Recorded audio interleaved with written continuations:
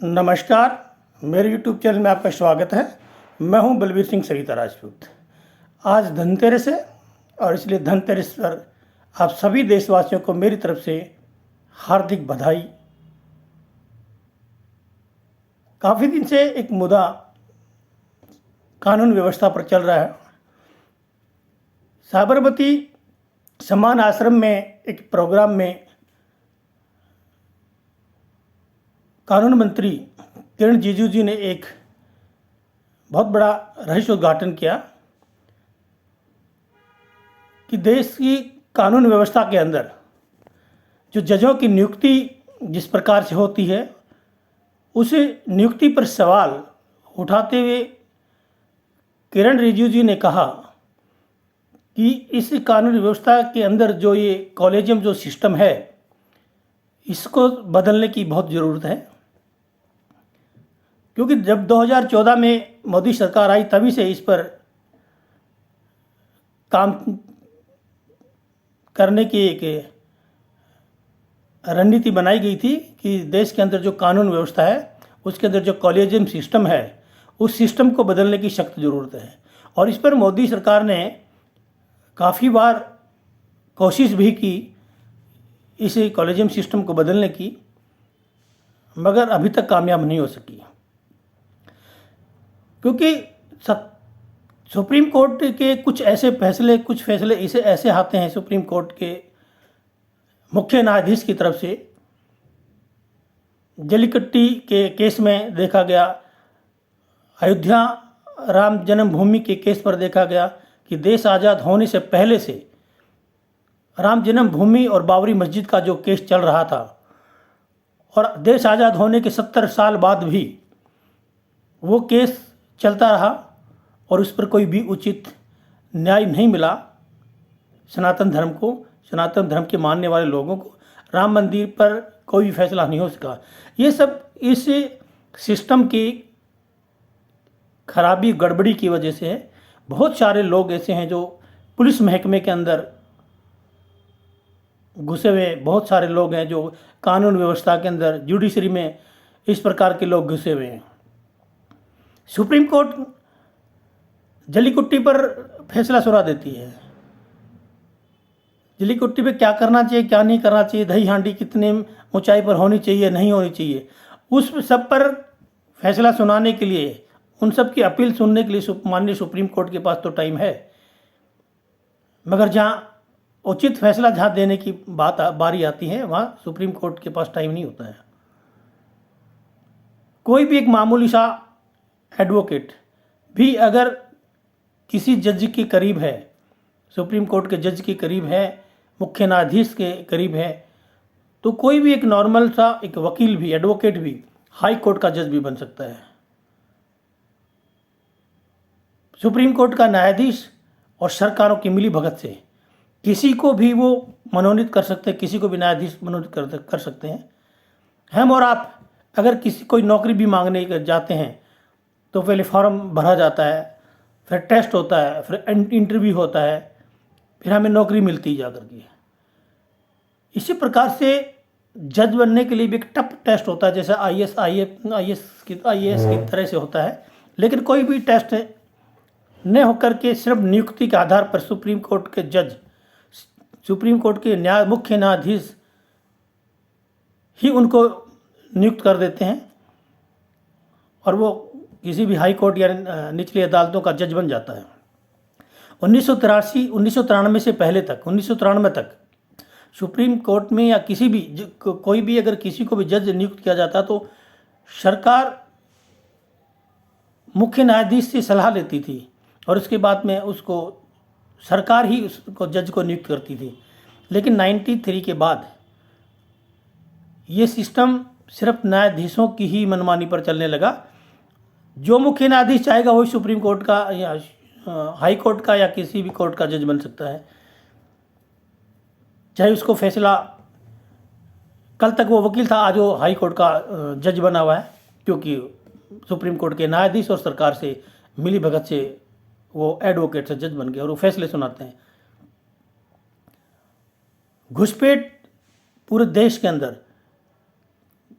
किसी भी देश के अंदर घुसपैठ के ऊपर एक कानून बना हुआ है और घुसपैठियों को पकड़ करके सलाखों के बीच में भेज दिया जाता है। किसी भी देश के कानून बना सकते हैं, लेकिन भारत के अंदर घुसपैठियों के प्रति भी रहम दिखाया जाता है। उनके प्रति भी रात को अदालतें देश की खुल जाती हैं और एक गरीब न्याय मांगने के लिए जाता है। एक गरीब एक बेगुनाह को जेल के पीछे भेज देते, सरियों को जेल के सलाखों के पीछे भेज देते और गुनाहगार सरेआम बाहर घूमते हैं। ये सब सिस्टम अंग्रेज़ों के बनाए हुए पुराने कानून और कॉलेजियम सिस्टम का ही नतीजा है। और जब तक ये देश के अंग्रेज़ों के बनाए हुए कानून ये जब तक बदले नहीं जाएंगे, इनको ख़त्म नहीं किया जाएगा और नया कानून नहीं बनेगा और इस कॉलेजियम सिस्टम को ख़त्म नहीं किया जाएगा, जब तक देश के अंदर ही कानून व्यवस्था ऐसे ही बनी रहेगी।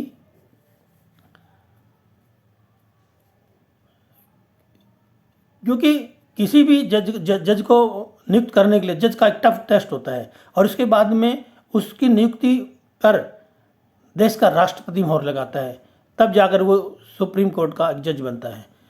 अभी ताज़ा इस सुप्रीम कोर्ट का CJI जो बना है, पहले उनके फादर थे YV चंद्रचूड़ और अभी उन्हीं के बेटे DY चंद्रचूड़ सुप्रीम कोर्ट के CJI मुख्य न्यायाधीश बने हैं।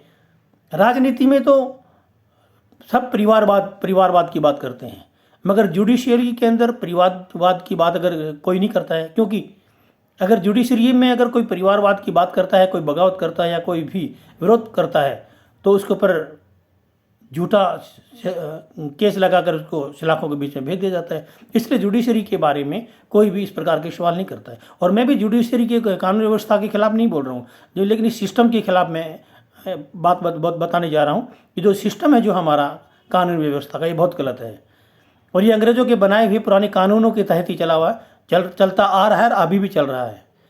अभी मोदी सरकार ने इसको चेंज करने का जब मन बनाया है तो इसका विरोध प्रदर्शन हो रहा है।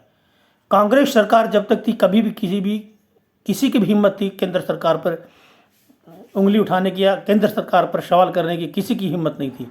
जब से 2014 से मोदी सरकार आई है, 1 by 1 करके मोदी सरकार के सभी फैसलों को बदलने की कोशिश की जा रही है और बदले भी जाते हैं। अब एक नया केस की सुनवाई सुप्रीम कोर्ट में हो रही है, जो संसद भवन नया बन रहा है, उस पर भी सुनवाई हो रही है। ये बिल्डिंग क्यों बन रही है, भवन बन रहा है तो क्यों बन रहा है, किसी व्यक्ति ने शिकायत की और उसके ऊपर सुनवाई शुरू हो गई। माननीय सुप्रीम कोर्ट के न्यायाधीश या किसी भी न्यायाधीश का सिर्फ इतना काम है, अगर 2 आदमी झगड़ा लेकर या केस मुकदमा लेकर कोर्ट में आते हैं, उनकी सुनवाई करना, उसमें आरोपी कौन है, उसमें दोषी कौन है, उसमें गुनाहगार कौन है, उसमें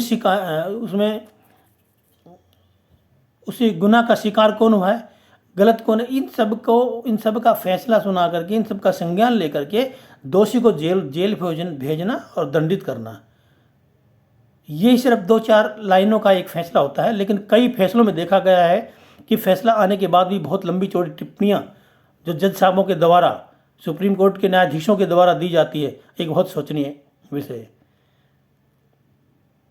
जब कॉलेजियम सिस्टम को ख़त्म करने की जब बात आई है, तो माननीय सुप्रीम कोर्ट के मुख्य न्यायाधीशों ने एक कॉन्फ्रेंस बुला करके कहा कि मोदी सरकार मनमानी कर रही है और अभी कानून व्यवस्था को भी अपने शिकंजे में कसने की कोशिश कर रही है, कानून व्यवस्था पर भी प्रहार कर रही है। ये वही सुप्रीम कोर्ट है जो कश्मीर में हुए हमले के ऊपर सबूत मांग रही है, सर्जिकल स्ट्राइक पर सबूत मांग रही है। कैसा कानून व्यवस्था है इस देश की, कैसे जज इस कानून व्यवस्था के इन मंदिरों में बैठे हुए हैं जो देश को तोड़ने की और देश द्रोहियों के पक्ष में फैसले सुनाते हैं और देश के विपक्ष में फैसले सुनाते हैं। क्यों ये सिस्टम में बैठे हुए जज क्यों हिंदुत्व और हिंदुस्तान के खिलाफ षड्यंत्र रचने का काम कर रहे हैं? क्यों नहीं इस सिस्टम को चेंज करके कानून ये सरकार के द्वारा नियुक्त किए जाएं जैसे पहले होते थे? आज भी इसको चेंज करके उसी सिस्टम में लाना बहुत ज़रूरी है, वरना देश के अंदर, देश के सिस्टम के अंदर, पुलिस सिस्टम के अंदर प्रणाली के अंदर, कानून प्रणाली के अंदर ये जो लोग बैठे हैं, कार्य प्रणाली को जकड़ के रखा हुआ है कानून व्यवस्था ने। कानून व्यवस्था कार्य प्रणाली को चलने नहीं दे रही है सही ढंग से, क्योंकि जो भी कानून के खिलाफ, जो भी कोई कानून व्यवस्था के खिलाफ कोई आवाज़ उठाता है, उस पर झूठा साचा केस लगा करके उसको सलाखों के बीच में भेज दिया जाता है। इसलिए कोई भी आदमी डर के मारे पंगा लेना नहीं चाहता है, और ये सिस्टम चलता आ रहा है सदियों से, और ये चलता रहेगा। मगर अभी भी अगर न्याय नहीं मिला, अगर अभी भी ये व्यवस्था, ये सिस्टम बंद नहीं हुआ, अगर सुप्रीम कोर्ट का मुख्य न्यायाधीश भी इस पर संज्ञान नहीं लेगा तो कौन लेगा? अगर मोदी राज में भी अगर ये सिस्टम नहीं सुधरा तो कौन सुधारेगा? इसलिए बहुत ज़रूरी है इस कॉलेजियम सिस्टम को चेंज करना, और सरकार ही सुप्रीम कोर्ट के न्यायाधीशों की नियुक्ति करे, या किसी भी न्यायाधीश की नियुक्ति सुप्रीम कोर्ट के न्यायाधीश ने करके एक सरकार के द्वारा होनी चाहिए।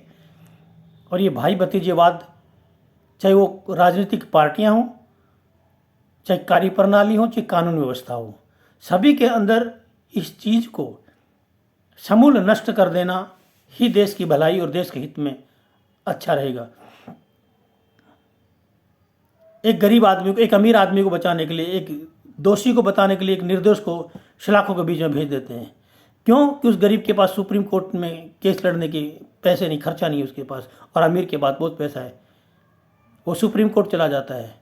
एक हाई कोर्ट का न्यायाधीश एक सजा याफ्ता व्यक्ति को सजा सुनाता है, और वही सजा याफ्ता व्यक्ति सुप्रीम कोर्ट में जा कर के और अपने रसूख से, राजनीतिक रसूख से, या कोर्ट के जजों के जान पहचान के रसूख से वो बरी हो जाता है। अगर वो सुप्रीम कोर्ट ने उसको बाइज्जत बरी कर दिया, तो क्या हाई कोर्ट के जज ने जो उसको सज़ा सुनाई, तो क्या हाई कोर्ट के जज ने उसको गलत सज़ा सुनाई है?